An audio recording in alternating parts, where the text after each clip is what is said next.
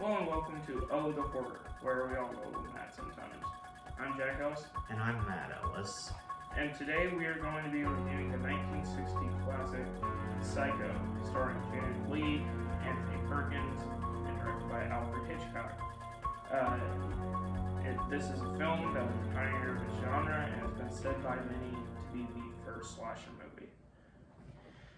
Alright, no real announcements or anything, so yeah, I guess we'll just get into it. Do you want to explain the first part of the plot, or do you want me to? Sure. In the first scene of the movie, Marion is seen in a hotel room with her boyfriend Sam right before she goes to work. And when she does get to work, in comes shortly after her boss, Mr. Lowry, and a possible investor named Mr. Cassidy. And when Mr. Cassidy is there, he is a very rich man, and he decides to give $40,000 in cash to Marion. As to why he didn't give it to the boss, I don't know, like, if he gave that to her as a company investment, but he did. And so Marion, decides to tell her boss that she is sick and needs to go home, and that she's going to put the money in the bank like she was told to do. But instead, Marion takes it, packs her things, and leaves town with it. She drives a little ways down the road before she has to pull over because she gets tired and sleeps the entire night in her car. A cop comes over to her and checks her license and makes sure she's okay. That's really not relevant to the main part of the story, but, well, he actually follows her even after it seems like everything's been cleared up. And eventually realizing later that night, after driving all day, she's gonna have to pull over somewhere. Well, wait, first, she actually trades in her car for a different car so she can't be traced because she's trying to run away. So she eventually ends up realizing that after she's been driving all day, she has to stop somewhere, and she stops at a hotel, or more specifically, the Bates Motel, run by Norman Bates. So, Jack, do you have anything to say about this first part? I really do. So we get into the first scene, and I think this movie was one of the first movies, I think, to at least have the concept of a drone shot. Hitchcock wanted to have it go from a full view of the city of downtown Phoenix just into the window to see Marion and her boyfriend Sam. Now, you may know this already, and it may be being a dead horse, you may not. One of the main characters, Samuel Loomis, was actually the inspiration for, his name at least, Michael Myers' psychiatrist in the film Halloween, which is one of my all-time favorite films. And there's actually a lot of people in that movie who are named after Hitchcock characters. One that I can think of is Tommy Doyle is named after a character from Rear Window. But anyway, so once she has the money, I do love the idea that if, $40,000, I want to say that's at least probably over $1 million today with inflation and all that. I don't know off the top of my head, but I mean, if you were just sitting in front of that amount of money, just the average person, you would just think, hey, I could just, steal all this and leave. And, I guess it's easy to, sit behind a desk or something and say that, I'm too morally righteous to ever do anything like that. But I think all of us would at least have the thought. And so, as she is driving out of town, we get that classic Hitchcock suspense. Now, this is maybe his second most suspenseful movie, on top of Rope. I think Rope is much more tense. But she drives out of town, and her boss is actually crossing the street. And many of you might recognize this shot. It was homaged in Pulp Fiction. But that also just shows how much Hitchcock is an inspiration to filmmakers after him. And also, everybody knows about the Hitchcock cameo. It's actually in the very beginning. He's getting on a bus. Hitchcock liked to cameo in all his movies. And yeah, so after that, she then goes on the run, and she is stopped by a cop, and the entire cop scene where she's talking to him, and then she thinks she's being followed, and then everybody's watching her, and then she drives away. It's that great Hitchcock slow burn tension, and I think that we miss a lot of that nowadays. On a side note, last night at the time of filming, I did see Barbarian, and I think that we need more movies like this, like that. We need more slow burn, suspense, tense movies. That's just at least what I like in a horror movie. But yes, once she gets to the Bates Motel, that's when we get into the main part of the movie. And it's not a Hitchcock movie without a person being on the run, whether it's this or North by Northwest, The Man Who Knew Too Much. And yeah, that's where the fun part comes in. And also, fun fact, Janet Leigh is the mother of Jamie Lee Curtis, who again got her starting role in Halloween. All right. So she gets to the Bates Motel and checks in under a false name. I think it's Michelle Samuels. Yeah, I know it's like something Samuels because, you know. Yeah. So, and that's where she meets Norman. And Norman, of course, who is running the entire place, shows her her room and even invites her over to dinner at his house, which is just behind the hotel, with him and his mother. But when he tells his mother, in quotes, about it, she berates him for even suggesting it and tells him to go tell her that she cannot come over. She overhears the whole thing and just tells him she heard everything, and then he decides to eat dinner with her he offers to let her eat dinner with him in his parlor. In there, that's where, while they're eating, she first gets a glimpse that he is not mentally well. As they're talking, they first go in and she notices that he has a collection of taxidermy birds. Yeah, and I think that the dinner scene here is it's masterful. I'll say that the shot work and the lighting is excellent. Yeah, again, Norman does not seem well in this scene, but you get the impression that it's not through any fault of his own, but maybe he's just scared of someone. Maybe it's even his mother, his seemingly verbally abusive mother. And so, yeah, he talks as the whole time as if he's sort of under her thumb,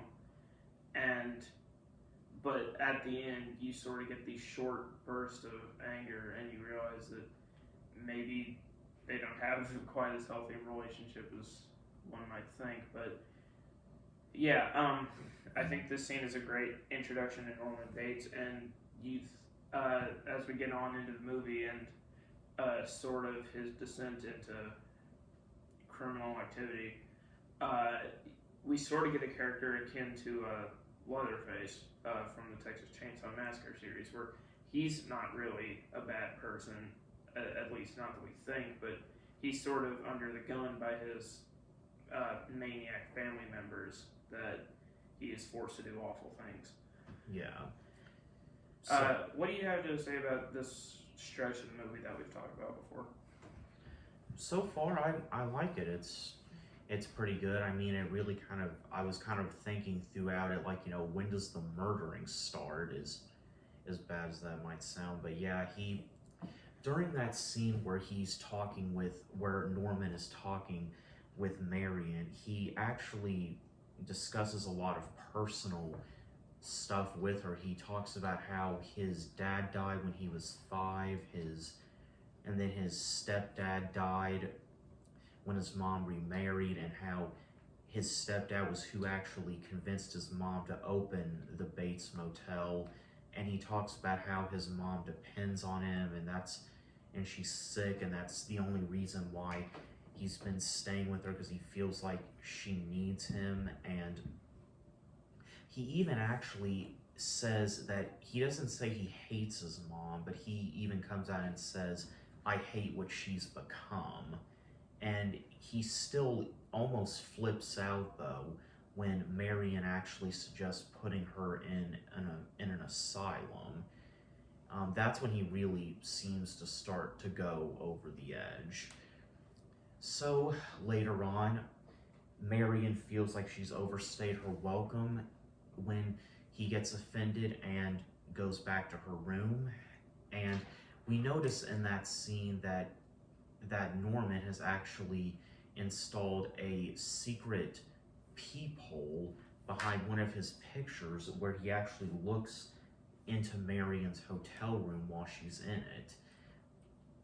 And okay, so I don't want to talk about this movie too much, but as opposed to the 1998 remake,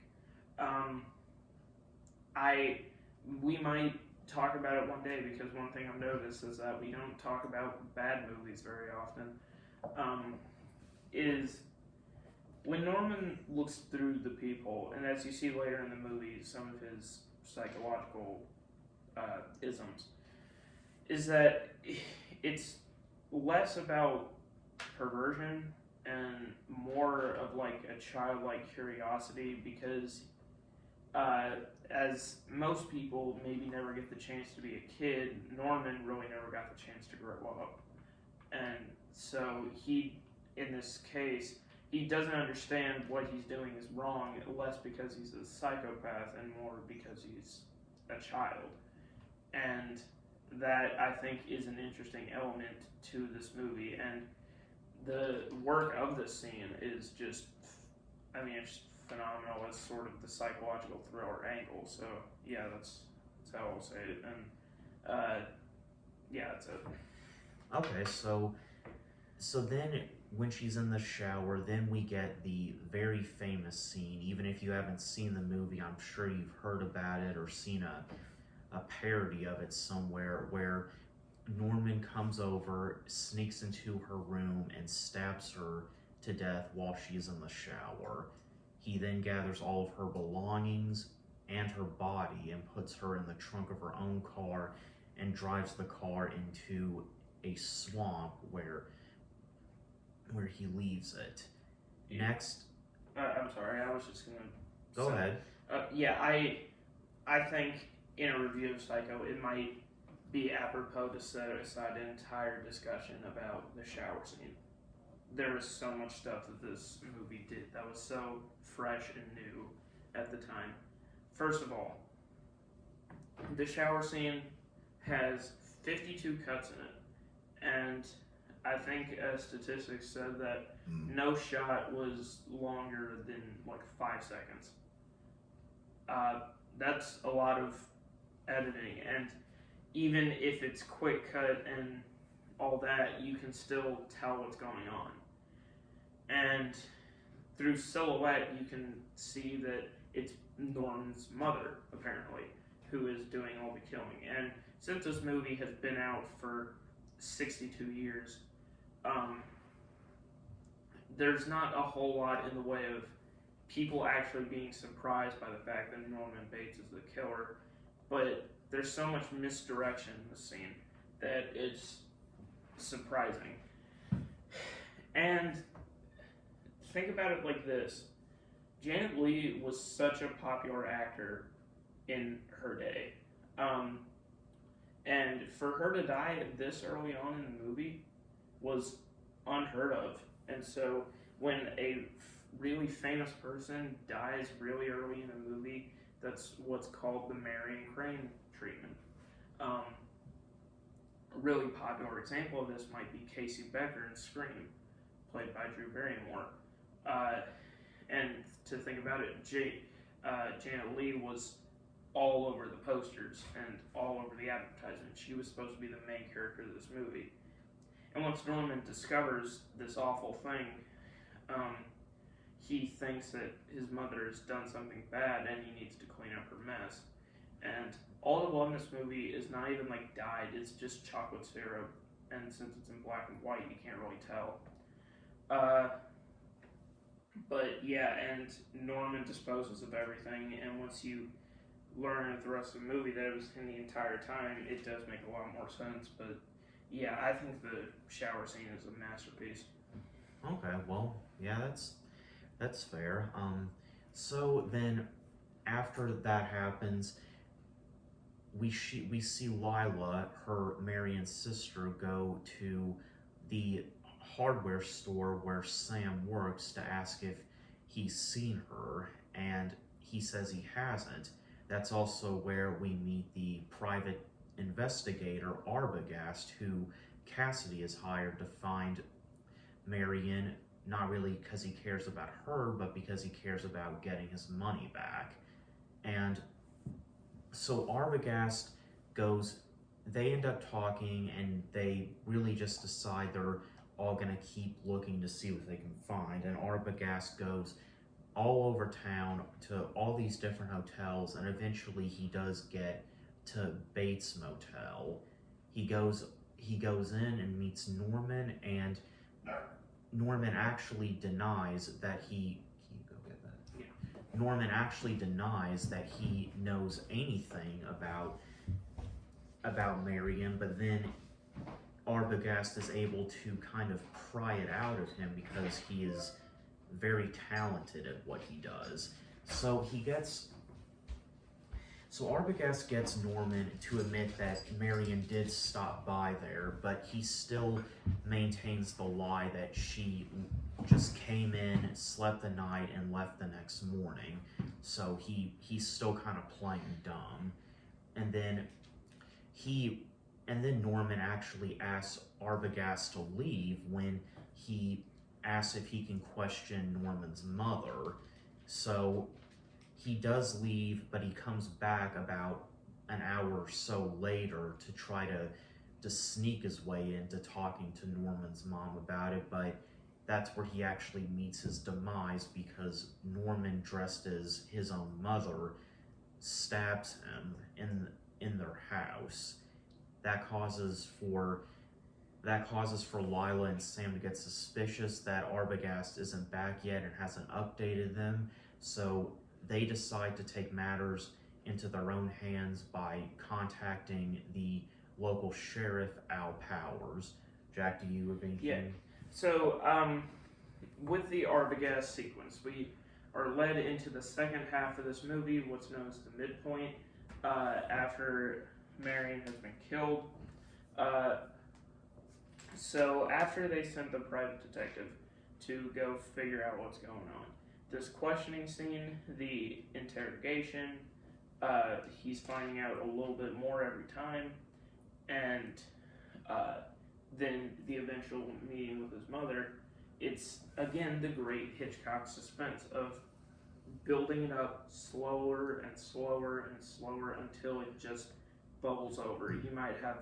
I might describe it as like having a pot on the stove or something, and you just turn the heat up a little bit more until it sort of starts to bubble over. Or if you have a rubber band or something, you like stretch it until it breaks. And it's the stretch and release of this sequence that I really love. And the falling down the stairs effect has been criticized over the years. I don't think it's that bad because it's the 60s. But do like the, even though it's a death that might seem ubiquitous and not really needed, I still like the sequence because even when Hitchcock throws in a kill that doesn't even really matter, it still has that good tension. So. Okay. So when they go to meet Al Powers, they tell him everything that they know and ask if he can get involved, and all he really does is contact Norman over the phone and ask him the same thing Arbogast did, but of course he doesn't get anywhere. And he also, this is where a really big plot twist comes in.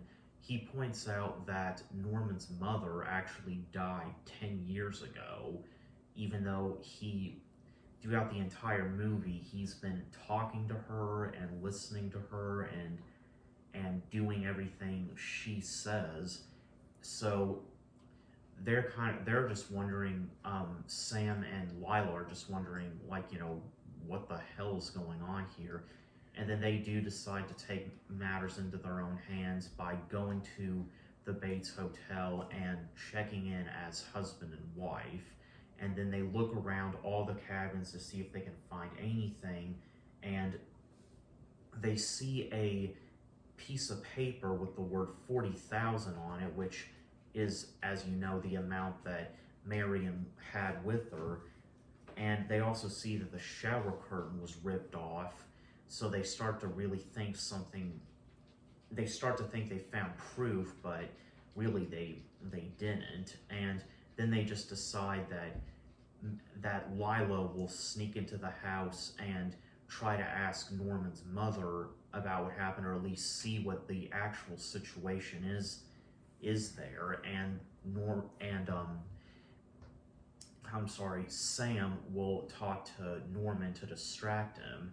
Now, Sam talking to Norm morphs into a bit of an interrogation.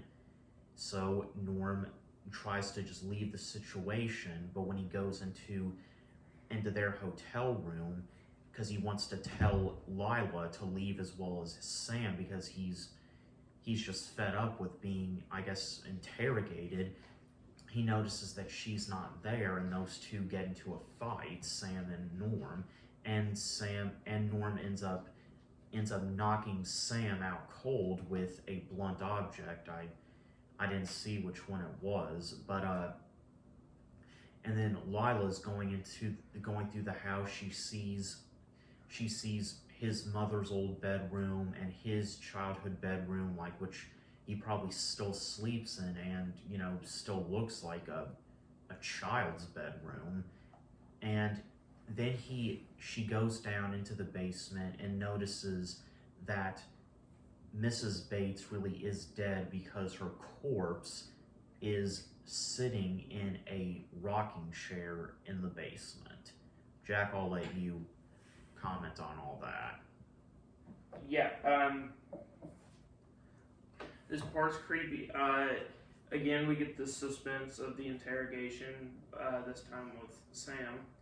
And the part that always does freak me out is not only them finding the corpse, but also the discovery of Norman's bedroom, and it still looks like a child's bedroom. I guess we can assume that he still sleeps there, and it hasn't changed since he was like 6. And I think movies, at least in general, even movies that we've already talked about, like Seven, need a room or an area that is supposed to be symbolic of the killer's mind. That's hectic and crazy and unorganized, and it needs to be an extension of his own insanity. And whether that be the Batman, Seven, wherever, this I think does that perfectly by still saying that he's still a child that has to obey his mother, even though his mother is long dead. He still pretends that everything is as it was, and he'll kill anybody that tries to disabuse him of that notion. And it's just an incredible scene, and I think this is just an incredible movie. So yeah, what do you have to say on the parts that we've talked about so far? I know I haven't asked that recently. Well, yeah, I agree. This really is a great movie. Very suspenseful. There really is. It seems like even more craftsmanship and artistry to it than there is in suspense movies today. There just seems to be, you know, it just seems to be so much more well thought out and creative. But yeah, it really did set some good groundwork for what movies would end for thriller slasher movies. So I did like that too. And yeah, I really did like all the twists and turns that we've so far found in it, but really we still don't even know everything because what happens next is Sam ends up coming into consciousness in time to go to the basement where Norman is actually dressed as his mother and holding Marion at gunpoint, and he comes around and strangles Norm into unconsciousness. Wait, he had a gun? I thought he just had a knife or something. Oh he yeah, came out with a knife. yeah, I think he did just have a knife actually, and so at that point he's on the ground, and in the next scene and in the final scene is at the police station, and this is where a lot of what really is Norm's mental state comes together, because his psychiatrist comes out and explains pretty much everything. He explains that really what messed up Norman was his dad dying when he was 5, and then his stepdad dying. Well, the thing is, as it turns out, Norm actually killed both his mom and his stepdad because he was jealous that his mom's attention wasn't all on him anymore. A lot of it was now on her new husband. So he poisoned them both and made it look like it was a murder-suicide where she poisoned him and then herself. And everybody, including the cops, believed that. So, and then that was sort of what led to him pretending his mother was still alive, was because the psychiatrist said that people killing their mothers is the most unbearable crime to live with that he's noticed people commit. So Norman would dress as his mother, keep her body in the house, and pretend to be her at certain points to pretend she was still alive. And eventually he managed to make her personality his own, to where she was actually controlling like his every move and even talking to him, even though she was no longer even alive. So at that point he just had like split personalities.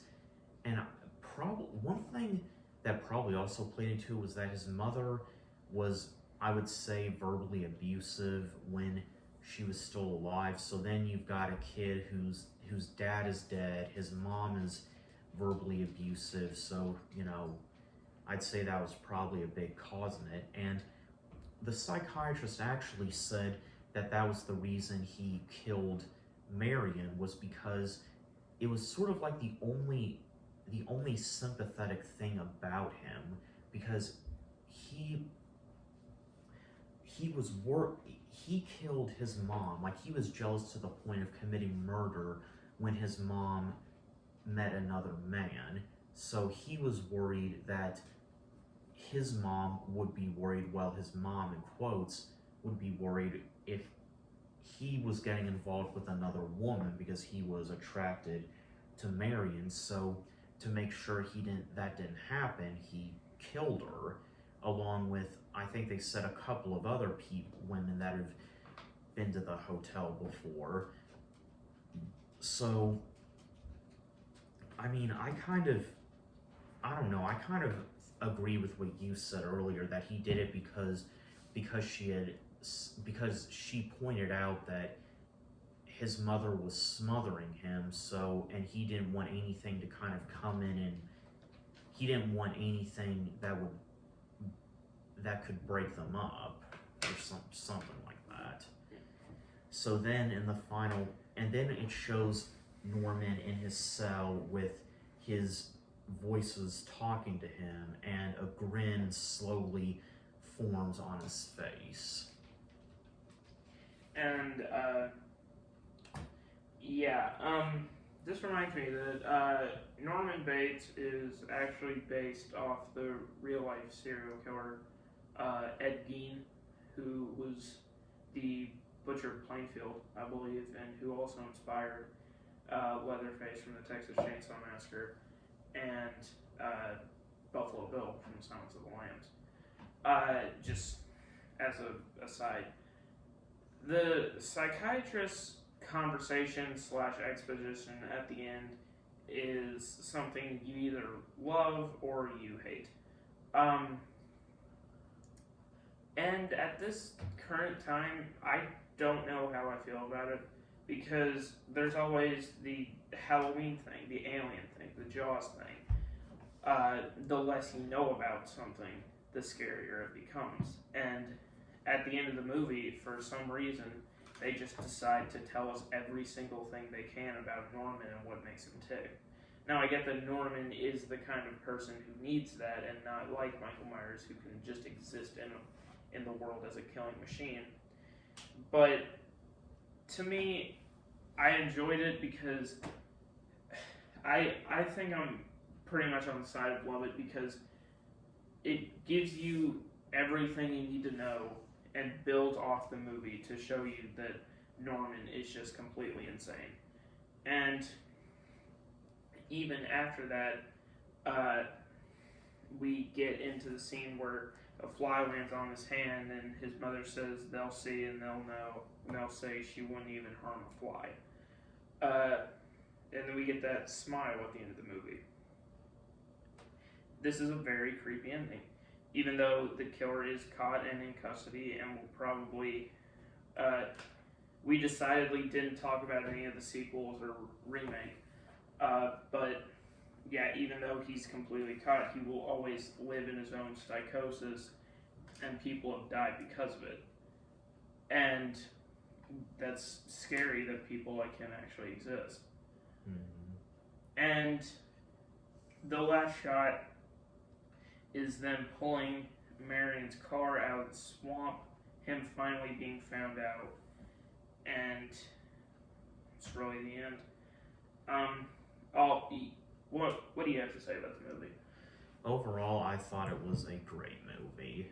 I mean, it really kind of also made me think about how much easier it is to get away with that stuff back at the time before there was DNA and fingerprints. Yeah.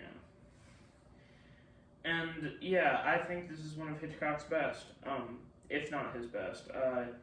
It really encapsulates everything that his career was building up to, and even though he had been making movies for 30 years, this was his breakout movie that made him into a star.